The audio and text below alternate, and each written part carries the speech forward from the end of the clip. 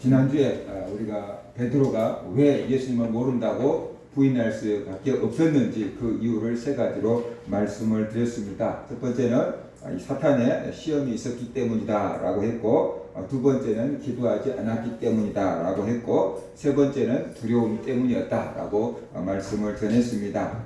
베드로는 죽는 한이 있어도 예수님을 부인하지 않겠다라고 다짐하고 맹세했습니다. 그런데 그 약속을 하루도 지키지 못했습니다. 여자종 앞에서 예수님을 모른다고 세 번씩이나 부인을 하고 말았습니다.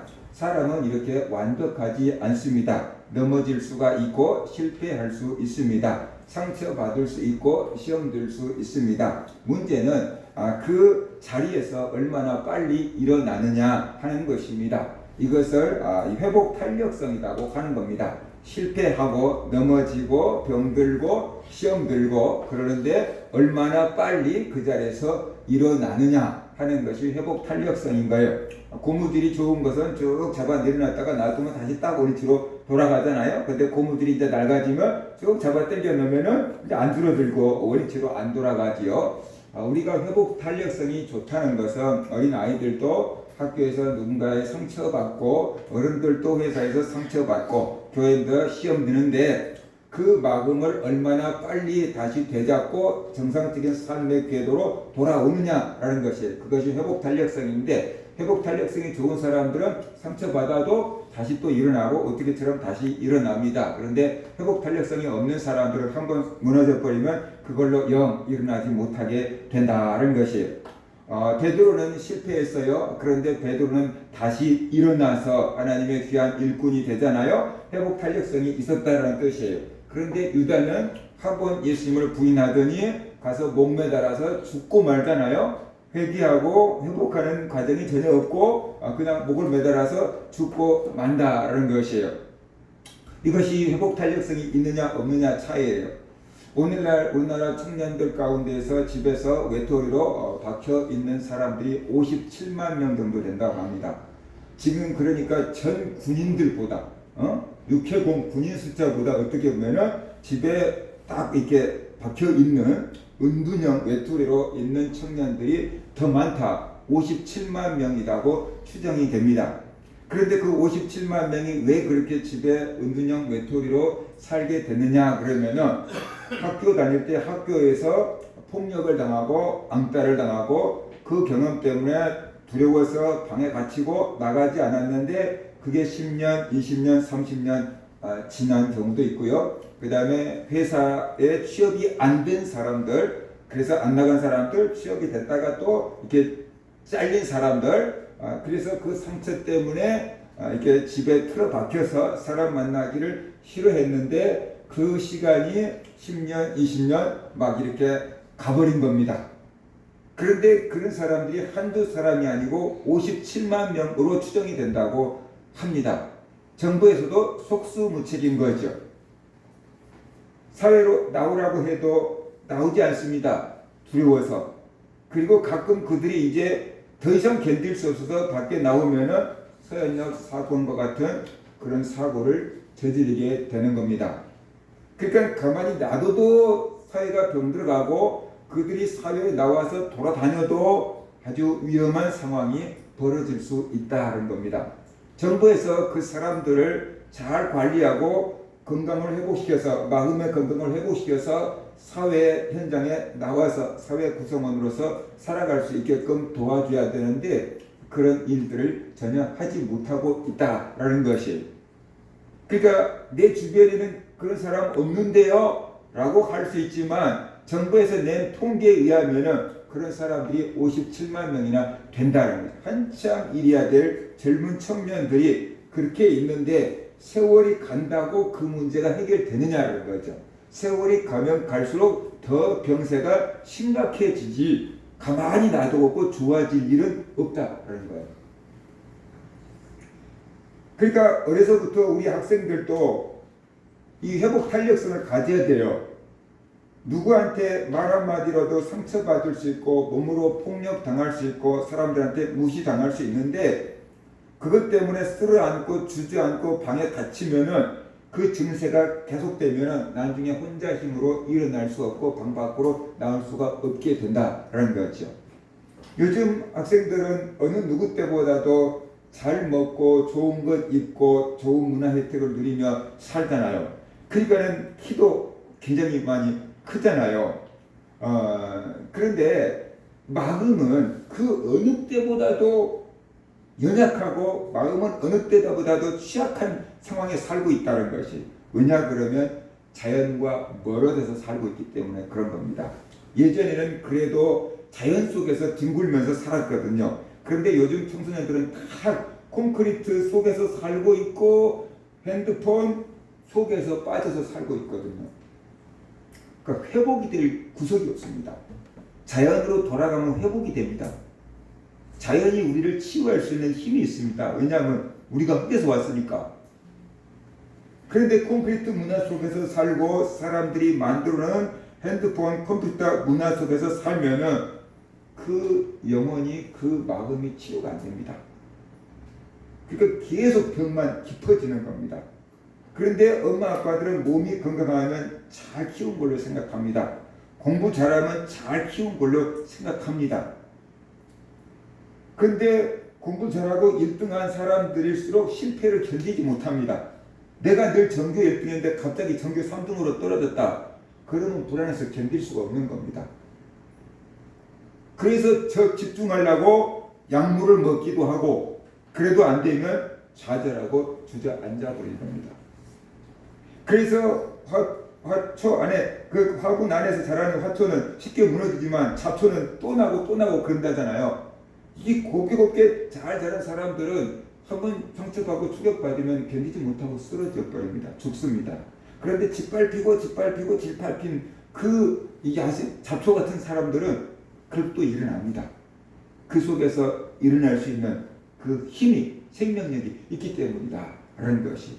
그래서 앞으로 우리 학생들이 자라가고 우리 어른들이, 청년들이 살아가는 데는 마음의 근력이 있어야 돼요. 회복 탄력성이 있어야 돼요. 그 마음, 정신력이 약하다고 자꾸만 그러는데 그 마음, 정신력, 그 부분에서 가장 깊은, 가장 큰 힘을 발휘할 수 있는 것은 바로 신앙입니다. 그 속에서 하나님을 만나면 그 신앙, 그 신의 그 힘을 우리가 믿는다고 한다면 그 속에서 힘이 솟아나게 되고 용기가 솟아나게 되고 생명력이 솟아나게 된다는 것이.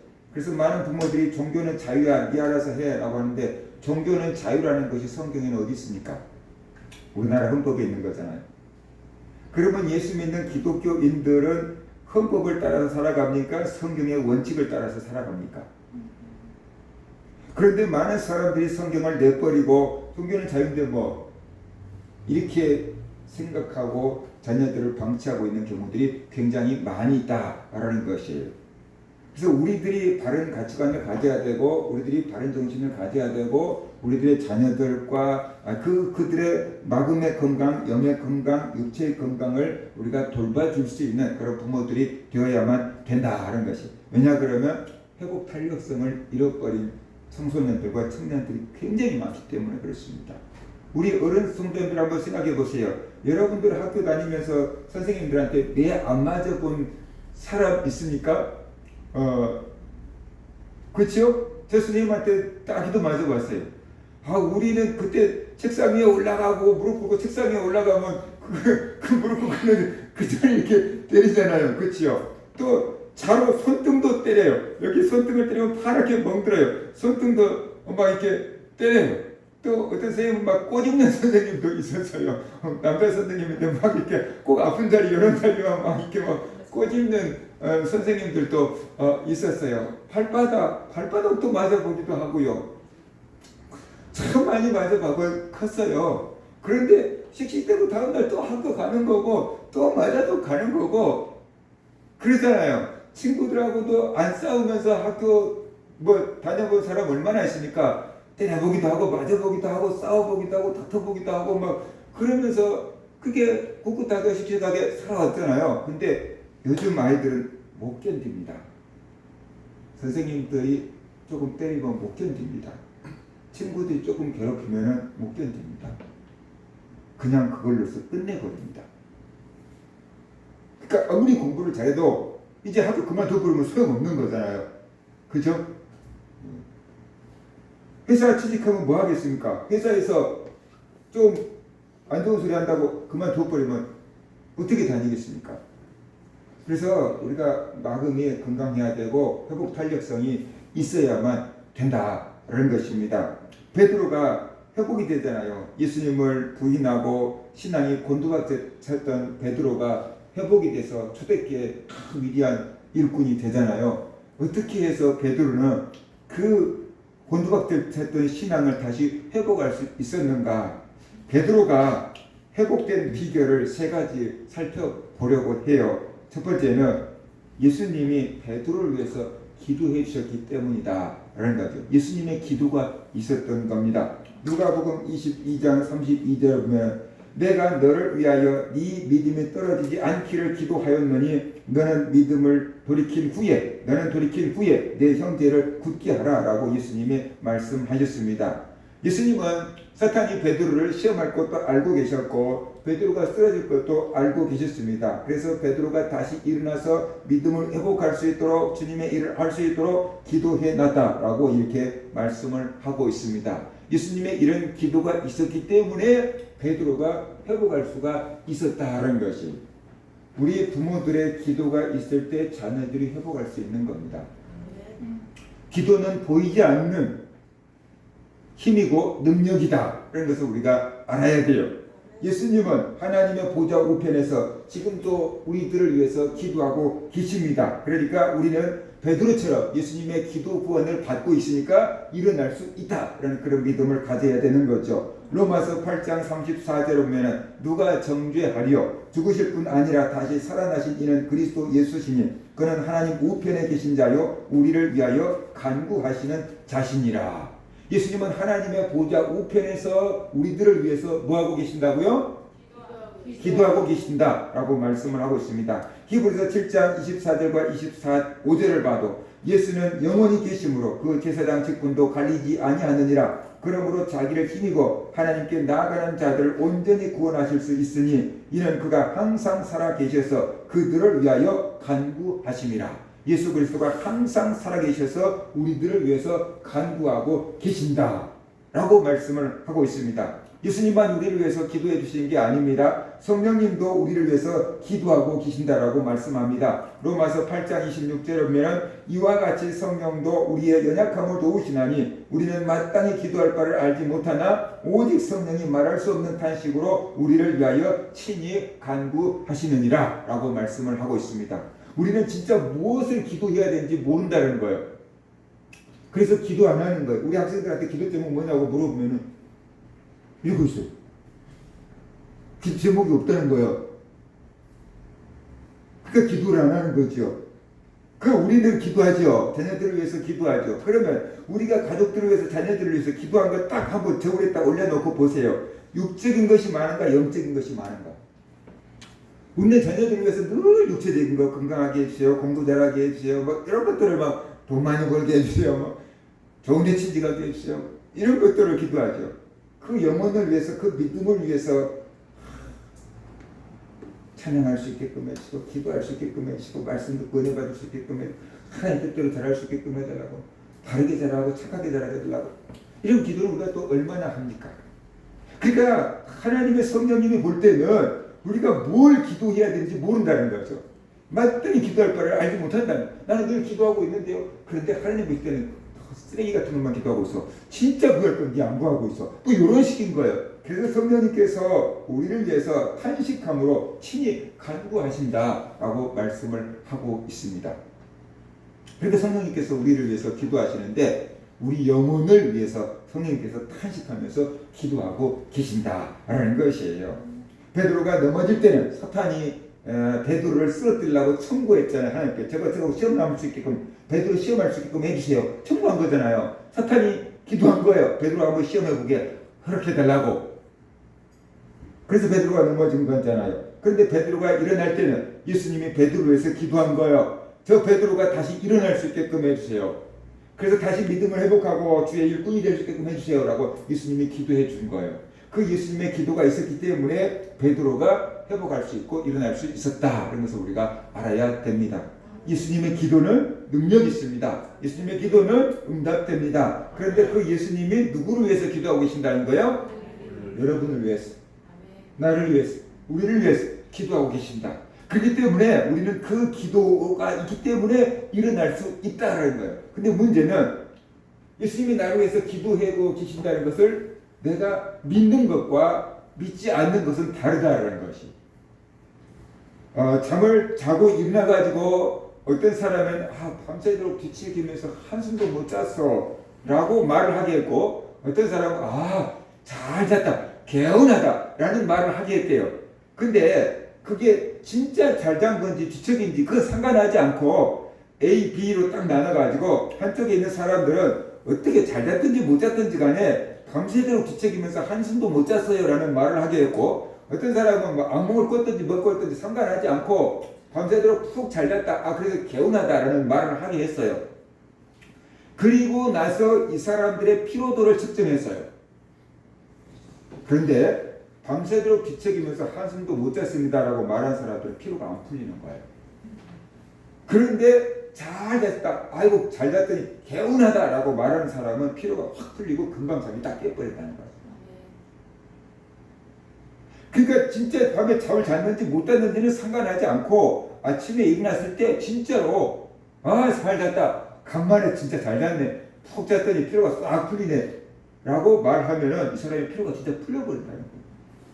근데 잘 자놓고도 그냥 밤새 뒤척이면서 꿈 맞고 잠을 못 잤어, 그러면 진짜 그 말대로 피로가 안 풀리고 오래 간다는 거예요. 예수님이 날 위해서 기도해 주고 계시고 성령님이 날 위해서 간구하고 계시는 게 사실이에요. 근데 그 사실을 믿는 사람과 믿지 않는 사람은 다르다는 거예요. 예수님이 날 위해서 기도해 주시고 성령님이 날 위해서 기도해 주시는 것을 믿으면은 우리가 힘을 얻을 수 있지만, 그 사실을 믿지 못하고 깨닫지 못하고 생각하지 못하면 여전히 나는 힘을 얻지 못한다는 것이. 그죠? 그러니까 바로 우리가 힘을 얻으려 그러면은 하나님이 날 위해서 기도해 주는 걸 믿어야 돼. 이 애들 예전에 어린이집 다니고 유치원 다니고 그랬잖아요. 어린이집 다니고 유치원 다니고 그러면은 가끔씩 뭐 발표회 합니다. 엄마 아빠 초청해갖고 발표회 합니다. 뭐 그럴 때 있잖아요. 엄마 와, 아빠 와, 그러고 그러잖아요. 그래 갈게. 그런데 얘들이 엄마 아빠가 안 가면 기가 죽어 있다가 엄마 아빠가 오면 막 갑자기 힘이 나고 막 더 잘하려고 막 그러잖아. 더 잘하려고 하잖아요. 왜? 엄마 아빠한테 잘 보여주려고, 더 잘하려고 막 더 열심히 하려고 막 하잖아요. 없던 힘도 생기는 거예요. 왜? 엄마 아빠가 응원하러 왔으니까. 엄마 아빠가 응원하러 왔으니까 애들이 막 기가 산 거예요. 그것을 기가 산다 그러잖아요. 그죠? 다시 말하면 없던 힘이 막 생기는 거예요. 근데 엄마 아빠가 오겠다 그랬는데 갑자기 안 와. 엄마가 오늘 회사 일이 생기고 못 갈 것 같아, 혼자 열심히 하고 와. 그러면 애들이 어떻게 돼요? 기가 팍 죽어버려요. 다른 애 친구들 엄마들 다 왔는데 우리 엄마만 안 왔거든요. 그 기가 팍 죽어버려요. 있던 힘도 싹 빠져버렸다는 소리예요. 그러니까 엄마 아빠가 나를 응원하러 왔다 그러면 애들이 막 기운이 나요. 근데 엄마 아빠가 바빠서 못 오면 어떻게 돼요? 잘해봤자 볼 사람도 없고 응원해 줄 사람도 없는데 뭐 이렇게 되는 거죠.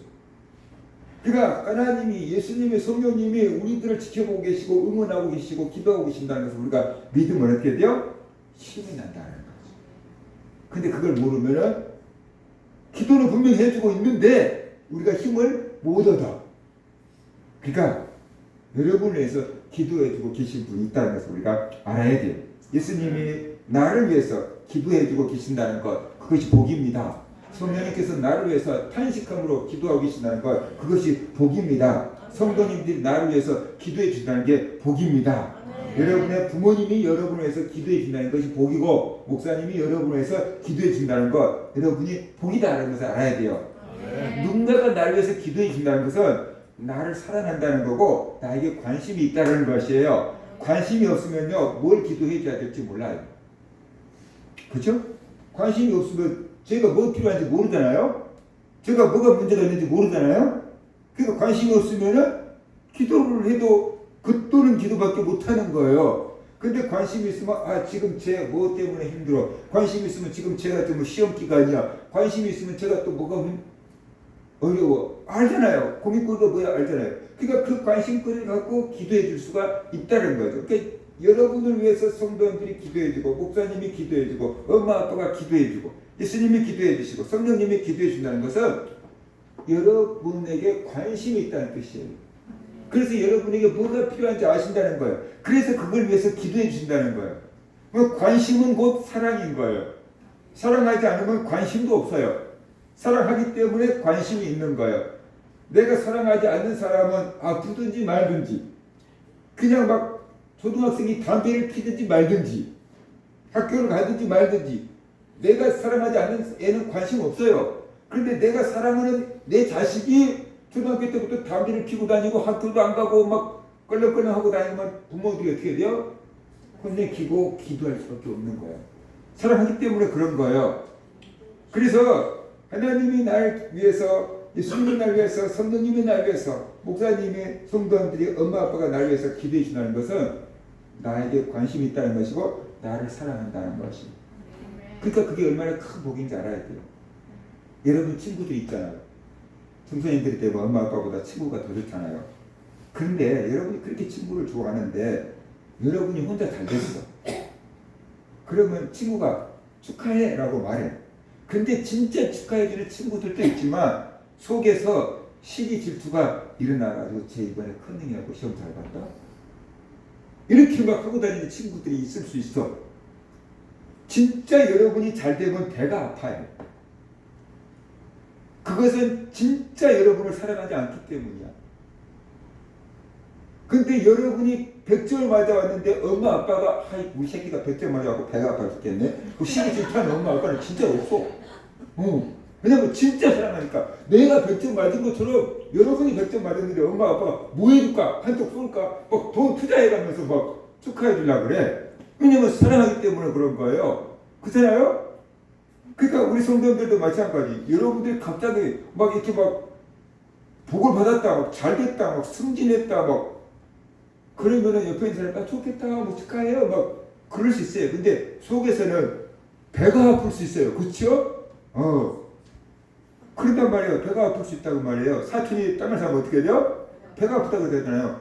진짜 사랑한 게 아니에요. 근데 성도님들은 여러분이 취직하라고, 여러분이 승진하고, 여러분이 부자 되라고 기도를 하고 있어요. 건강해지라고 기도하고 있어요. 그래서 여러분이 잘됐다고 하면 응답받았다. 하나님이 응답해줬다. 감사합니다. 그렇게 되는 거예요. 누가 진짜 여러분을 사랑하는 거냐. 그렇잖아요. 누가 진짜 여러분을 사랑하는 거냐. 그래서 나를 위해서 기도해 줄 수 있다는 것이 얼마나 큰 복인지 우리가 알고 나에게는 뒤에서 기도해 주는 기도의 후원군이 있다. 그래서 우리가 믿고 살아가야 된다는 거죠. 그 믿음을 가지고 살아가야 된다는 거. 이것이 복이에요. 이것이 복. 나를 위해서 기도해 주는 것, 그것이 복이다. 그래서 우리가 알아야 된다는 것입니다. 그래서 우리는 예수님이 여러분을 위해서 기도해 주신 것을 믿으시기 바랍니다. 성령님이 여러분을 위해서 기도해 주신 것을 믿으시기 바랍니다. 그래도 목사님이 날마다 여러분 이름 불러가면서 기도하고 있다는 것을 믿으시기 바랍니다. 여러분의 엄마 아빠가 여러분을 위해서 기도하고 있다는 것을 믿으시기 바랍니다. 성도들이 여러분을 위해서 기도하고 있다는 것을 믿으시기 바랍니다. 그래요. 많지는 않지만 우리 성도들이 여러분을 위해서 기도하고 있다는 것을 우리가 알아야 되고 믿어야 되는 거예요. 그래서 내가 조금 약하고 주저앉고 넘어졌을지라도 나를 위해서 기도해 주신 분들이 있다. 그 믿음을 갖고 일어날 수 있어야만 된다는 거죠. 그 믿음을 가질 때 일어날 수가 있는 것이. 그 믿음을 갖고 일어날 수가 있다. 그런 것이. 삼겹줄은 끊어지지 않는다 그랬어요. 혼자는 넘어지면 누가 이렇게 세워줄 사람 없으면 일어나기 힘들잖아요. 근데 옆에서 이렇게 세워줄 사람 있으면 일어날 수 있잖아요. 그래서 우리 성도들이 나만 위해서 기도하지 말고 나와 내 가족들과 교회 성도들을 위해서 같이 기도해 줘야 되는 거예요. 그럴 때 나도 다른 사람을 이렇게 세워줄 수 있고 내가 넘어질 때 다른 사람도 나를 이렇게 세워줄 수가 있기 때문이다. 그래서 우리가 알아야 된다라는 겁니다. 그래서 기도하면은 승리합니다. 근데 기도하지 않으면 넘어집니다. 따라합시다. 기도하면 승리하고, 기도하지 않으면 실패한다. 이것이 영적인 전쟁의 원리예요.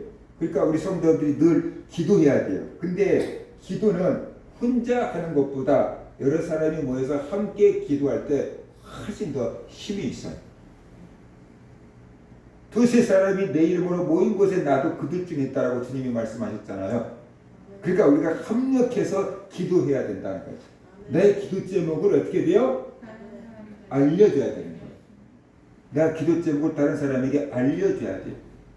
나 이것 때문에 힘들어요. 기도해 주세요. 그저께 누가 나한테 기도 제목을 올렸어요. 근데 제가 그럴 때마다 기도해요. 왜냐하면 알았다 기도해 줄게 내가 썼거든요. 내가 기도해 주겠다고 써서 답장을 보냈거든요. 그러니까 하루도 몇 번씩 기도해. 기도 제목을 알려줘야 돼요. 그래서 뭐 제가 쟤들 친하잖아요. 뭐 세연이나 뭐 예원이나 막 친하잖아요. 쟤들 늘 붙어갖고 이렇게 비비고 있잖아요. 니네들이 그렇게 육체적으로 친하고 비비고 막 그러는데 기도 제목을 서로 알아? 세연이가 예원이를 위해서 기도해야 될 거 뭔지 알아? 너 예원이를 위해서 기도해? 예원이 너는 세연이 기도 제목이 뭔지 알아? 세연이를 위해서 기도해? 그러니까 저것들이 육체적으로만 친한 거예요. 세상적으로만 친한 거예요. 영적으로 친하지 않은 거예요. 그러니까 니네들이 그렇게 친하니까 이제 친한 애들이 잘 돼야 되잖아. 그러니까 네 기도 제목이 뭐냐?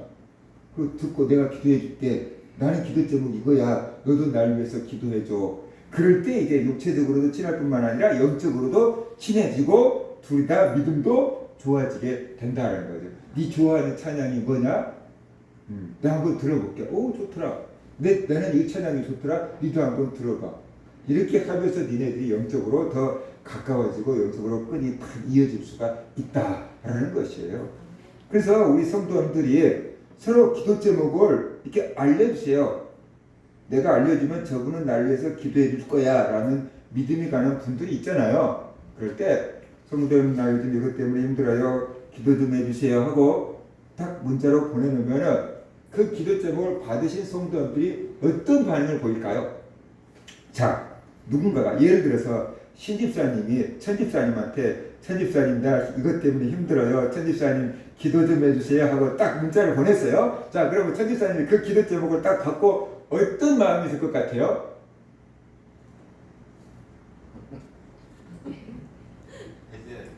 해줘야죠. 아니 나도 나기도 못하는데 귀찮게 나보고 기도해달라고 이런 문자를 보냈어? 그럴 사람 있을까요? 그럴 사람한테는 보내겠어요? 안 보내겠어요? 안 보냈죠. 우리가 20년 30년 같이 신앙생활했는데 그런 사람 뻔히 알죠. 그런 사람한테 우리가 기도 제목 보낼 리가 없잖아요. 기도해 줄 수 있는 사람한테 우리가 보내주잖아요. 그런데 이런 마음이 들 거예요. 아, 그래도 내가 기도하는 사람으로 믿고 있구나. 그래서 내가 기도해 줄 것을 믿고 나한테 이런 기도 제목까지 알려주는구나. 그런 마음 들지 않겠어요? 그죠? 기도해 줘야지. 그리고 기도해 주게 될 거예요. 웬만큼 친하지 않으면 내 속에 있는 깊은 얘기 하지 않습니다. 내 집에 있는 안 좋은 얘기 하지 않습니다. 우리들이 딱 바로 만난 사람에게 막 우리 집에 안 좋은 시끌끌한 얘기 다 할 수 있습니까? 술 먹으면 해요. 근데 멀쩡한 정신 갖고는 안 한다는 거예요. 그것을 할 수 있는 사람이라면 내가 이런 말을 해도 나를 비난하지 않고 내 가족을 비난하지 않고 나를 위로해 줄 수 있는 사람이라고 믿기 때문에 마음을 열고 우리 집안 얘기를 해줄 수 있는 거예요. 나의 기도 제목, 나의 힘든 얘기를 할 수 있다는 것은 저 사람이 소문내지 않을 것, 나를 비난하지 않을 것, 나를 무시하지 않을 것 알고 나를 위해서 기도해 줄 것을 믿기 때문에 기도 제목을 줄 수 있는 거예요. 그런 건 그만큼 친하게 느끼고 있다는 뜻이에요. 영적으로. 내가 기도해 줄 사람이라는 것을 믿고 있다는 뜻이에요. 그러니까 기도 제목을 줄 수 있는 거예요. 그래서 우리 모든 성도님들이 누군가가 날 위해서 기도해준다는 게 얼마나 큰 복인지 알아야 돼요. 근데 가만히 기도해달라고 기다리지만 말고 기도 제목을 알려줘야 돼요. 여러분이 뭐가 힘든지 성도님들이 말하지 않으면 모를 수 있어요. 그러니까 여러분이 갑자기 급한 일 생길 수 있잖아요. 또 급한 일 생기면 막 기도 제목 날려요. 막 친구들한테. 근데 우리 제가 세연이가 아파가지고 그 폐결핵인지 모른다 그래가지고 경희대 병원에 입원을 했잖아요. 그래가지고 병원에서 나도 기도해야지만 그 병원에서 대기실에서 기도한다는 게 쉽지가 않더라고요. 그래서 거기서 앉아갖고 친구들한테 문자를 보냈단 말이에요. 큰애가 아파. 폐결핵인지 몰라서 지금 검사 중인데 입원해 있는데 기도해달라고 막 문자를 보냈어요. 막 알았다, 기도할게요. 막 기도문을 써서 보낸 사람도 있고 기도할게. 막 힘내, 별일 없을 거야. 응원하는 사람도 있고 막 그랬는데 갑자기 누구세요? 그렇게 왔어요. 누구세요? 그렇고 문자가 왔어요. 내가 잘 아는 형님인데 누구세요? 전화를 바꾸면서 전화번호 이게 기억을 안 했는가 봐. 근데 당연히 나는 입력이 돼 있을 줄 알고 문자를 보냈는데 자기한테는 이제 입력이 안 된 거지, 내 이름이. 그러니까 누구세요? 그렇게 왔는데 내 입장에서는 엄청 섭섭하더라고. 엄청 섭섭하더라고. 그 다음부터 기도해달라고 문자 안 보내, 그 사람한테. 그러니까 우리가 아무한테나 기도해달라고 부탁하는 게 아니에요. 기도해줄 만한 사람한테 기도해달라고 부탁하는 거잖아요. 그죠? 그러니까 여러분이 이렇게 기도를 부탁할 수 있는 사람이 있다는 게 시원하고 복이에요. 그리고 또 나한테 기도를 부탁하는 사람이 있다는 것도 그게 감사한 일이에요. 왜냐하면 내 신앙을, 내 기도 생활을 믿기 때문에 나한테 기도를 부탁하는 거 아니에요. 내가 기도도 하지 않은 사람이라면 누가 여러분한테 기도 부탁을 하겠어요? 저 사람 기도하는지 뻔히 아는데 누가 기도 부탁을 하겠냐는 말이죠. 근데 기도 잘한다고, 열심히 한다고 믿기 때문에 어떻게 돼요? 기도 부탁을 하는 거죠. 저 청년 때 권사님들이 나한테 와서 기도 부탁을 막 했어요. 김 선생님, 막 날 위해서 기도해야 돼요. 우리 집에 이런 문제 있어요. 그럼 권사님이 기도 부탁을 해요. 근데 권사님이 날마다 교회 와서 철회하시는 권사님이에요. 그래서 내가 먹었죠. 권사님 날마다 철회 부탁하시면서 나랑 같이 마냥 철회 부탁하면서 왜 나한테 기도 부탁을 합니까? 권사님 열심히 기도하고 계시는데 이제 예수 믿는 초짜한테 왜 기도 부탁을 합니까? 그랬더니 그 권사님이 뭐라고 말씀해? 김 선생님은 응답을 잘 받잖아. 그때 이제 내가 예수 믿는 초짜였는데 기도원에 가서 은사 받고 막 응답을 막 받아들이는 그런 상태였으니까 권사님이 눈치챈 거예요. 그래가지고 김 선생님은 응답을 빨리 받잖아. 그러면서 나한테 막 기도 부탁을 막 하는 거예요. 그게 지혜예요. 그게. 은혜 받은 사람한테 막 부탁을 해야지. 그래도 그 사람들은 응답을 빨리 받아요. 은혜 받은 사람들. 항상 그런 건 아닌데 은혜 받은 사람들 빨리 받아요. 그렇게 부탁을 하는 거예요. 그 다음에 두 번째로 예수님이 베드로를 용서해 주셨고 사명을 주셨기 때문에 그렇다는 것입니다. 베드로의 사랑을 확인 후에 예수님은 양을 먹이라는 사명을 주시잖아요. 요한복음 21장 14절에 보면은 예수님이 살아나신 후에 세 번째로 제자들에게 나타나셨습니다. 그리고 제자들에게 아침밥을 차려주신 후에 예수님이 제자들이 다 아침밥을 먹은 후에 베드로에게 특별히 물어봅니다. 요한의 아들 시몬아, 네가 이 사람들보다 나를 더 사랑하느냐? 라고 물으셨어요. 그러자 베드로가 주님 그러하나이다. 내가 주님을 사랑하는 줄 주님께서 아시나이다. 라고 대답했어요. 그러자 예수님께서 내 양을 먹이라 라고 하면서 사명을 주셔요. 근데 그걸로 끝났으면 좋은데 두 번째 또 요한의 아들 시몬아 네가 나를 사랑하느냐라고 물어요. 그러니까 베드로가 잘못 들으셨나? 라고 생각하고 주님 그러하나이다. 내가 주님을 사랑하는 줄 주께서 아시나이다. 라고 이렇게 대답했어요. 그러니까 또 주님께서 내 양을 치라. 그렇게 말씀하셨어요. 이걸로 끝날 줄 알았는데 또 예수님이 세 번째 물어보는 거예요. 네가 나를 사랑하느냐? 라고 물었어요. 그러니까 그때 베드로가 근심했다 그랬어요.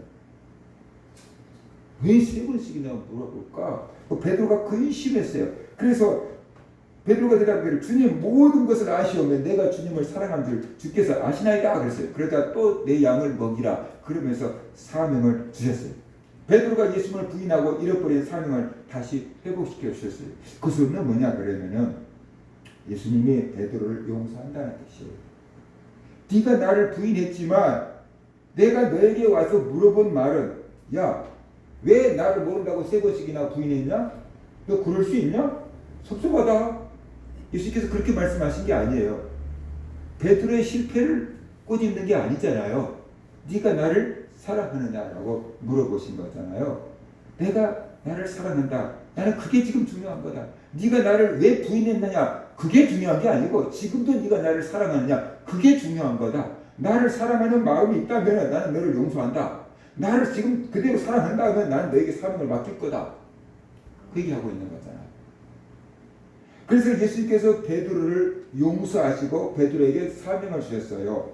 사람은 한번 실패하면 실패한 것에 갇혀서 평생 실패의식과 후회에서 벗어나지 못할 때가 있어요. 그렇죠? 그걸 우리가 요즘 사람들이 많이 당하고 있는 거예요. 그러니까 실패한 거예요. 폭력을 당한 거예요. 근데 주저앉아서 방에서 안 나가는 거예요.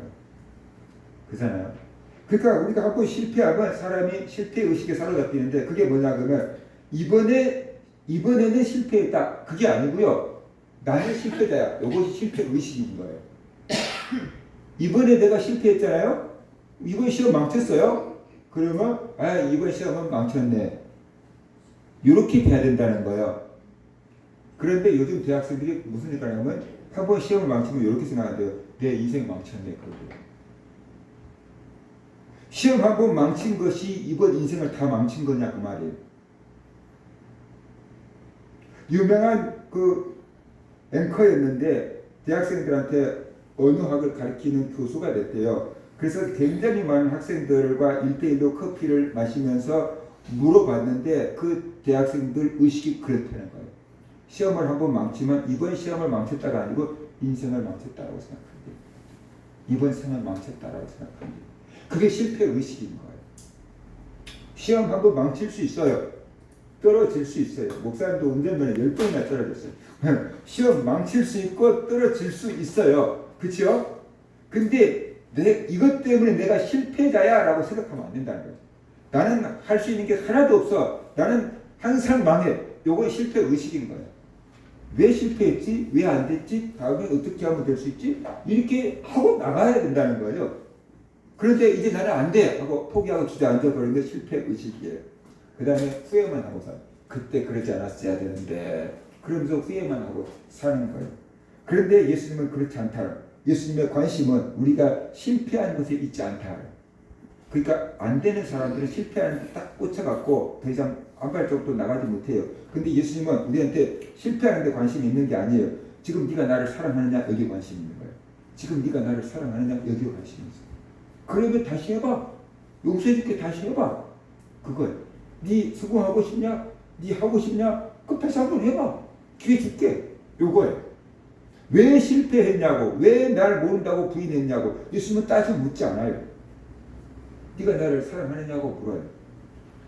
그런다 그러면 그럼 다시 일어나. 내가 기회 줄게. 다시 해봐. 그렇게 예수님은 말씀하고 계신다라는 것이에요. 그래서 사랑하는 마음이 있으면 돼요. 무엇이든지 우리가 사랑하는 마음이 있으면 일어날 수 있다. 그래서 우리가 알아야만 된다라는 것입니다. 그 다음에 세 번째로 성령을 주셨어요. 베드로를 회복시키는데 결정적인 사건이 사도행전에 기록되어 있잖아요. 예수님이 하늘로 올라가시기 전에 유언과 같은 말씀을 하셨어요. 예루살렘을 떠나지 말고 하나님이 약속하신 성령을 기다리라고 말씀을 하셨어요. 그래서 120명의 제자들은 예루살렘에 모여서 간절히 기도했습니다. 열흘 동안 기도했습니다. 성령 받기 위해서 기도했습니다. 근데 열흘째 되던 날 오순절 날 성령이 임했습니다. 사도행전 2장 1절과 4절을 보면 그 사건을 이렇게 기록하고 있습니다. 오순절 날이 이미 이르매 그들이 다 같이 한 곳에 모였더니 호련히 하늘로부터 급하고 강한 바람 같은 소리가 있어 그들이 앉은 온 집에 가득하며 마치 불의 엿처럼 갈라지는 것들이 그들에게 보여 각 사람 위에 하나씩 임하여 있더니 그들이 다 성령 충만함을 받고 성령이 말하게 하심을 따라 다른 언어들로 말하기를 시작하니라 그랬어요. 베드로가 성령 충만했어요. 그래서 오순절날 성령을 받고 나서 베드로가 믿음을 회복하게 됐고 사람 낳는 어부가 되었습니다. 성령 받은 베드로가 예루살렘에 모인 무리들에게 하나님의 말씀을 전합니다. 우리들이 성령 받아서 배우지도 않는 말을 하니까 알아먹지 못한 말을 하니까 술 취했다고 하는데 술 취한 것이 아니고 요엘 선지자가 말한 것처럼 마지막 날 부어주실 성령을 받은 거다라고 하면서 베드로가 설교를 합니다. 너희들이 십자가에 못 박아 죽인 그 예수를 하나님이 살리셨고 그 예수님이 하나님의 보좌 우편에 오르셨고 그 예수님이 하나님께 성령을 받아서 오늘 우리들에게 부어주신 것이다. 너희들이 십자가 못 박아 죽인 예수를 바로 하나님이 주와 그리스도가 되게 하셨다라고 선포를 합니다. 그 말을 듣고 사람들이 두려움에 떨렸어요. 우리가 주와 그리스도를 죽여버렸구나. 큰일 났다. 어떻게 해야 되냐? 그리고 물어봐요. 그랬더니 베드로가 주 예수를 믿고 회개하라. 그러면은 성령을 선물로 받을 것이다. 라고 말씀했어요. 그래서 베드로의 설교를 듣고 사람들이 3,000명씩, 5,000명씩 회개하는 놀라운 역사가 있었다라는 것을 우리가 알 수가 있는 것입니다. 그 다음에 베드로가 성전 미문에 있는 안진뱅이를 이렇게 세워버렸잖아요. 그러니까 기적이 일어나니까 사람들이 막 베드로를 따라다닙니다. 그러니까는 예루살렘 종교 지도자들이 베드로를 잡아다가 협박합니다. 대제사장과 그 집안 사람들이 베드로와 요한을 잡아다 놓고 채찍질하고 협박합니다. 누가 너희들에게 사람 가르칠 수 있는 자격증을 주었느냐? 누구 이름으로 가르쳤느냐? 우리들은 너에게 자격을 준 적이 없는데, 그러면서 막 협박합니다. 그리고 다시는 예수의 이름을 증거하지 말라고 위협했습니다. 그런데 베드로와 요한이 하나님 앞에서 너희의 말을 듣는 게 옳은가, 하나님의 말씀을 듣는 게 옳은가 판단하라. 우리는 보고 들은 것을 전파하지 않을 수 없다라고 말합니다. 그럴 때 베드로와 요한이 너무 당당하게 얘기를 해버리니까 그들을 협박할 수 있는 대제사장과 그 사람들, 종교 지도자들이 오히려 더 당황해하고 있는 모습으로는 성경을 통해서 볼 수 있다는 것이. 생각을 해봅시다. 베드로가 대제사장 집에 있는 여자 종 앞에서 무서워서 예수님을 모른다고 3번이나 부인했어요. 그런데 이제 대제사장들과 종교 지도자들 앞에서 공회에 끌려나가서 베드로와 요한이 위협을 받고 협박을 받고 있는데 베드로가 눈 하나 까딱하지 않고 자기들은 대제사장의 말보다 하나님의 말씀을 따를 수밖에 없다라고 선포하고 있다는 거죠.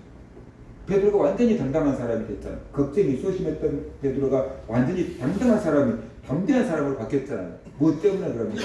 성령을 받았기 때문이다 라는 것이, 성령 충만했기 때문에 두려움을 이길 수가 있었다라는 것을 우리가 알아야 됩니다. 그리고 베드로가 순교하잖아요. 요한복음 21장 18절과 19절을 보면 예수님은 베드로에게 재차 사명을 주면서 베드로가 순교할 것을 얘기합니다.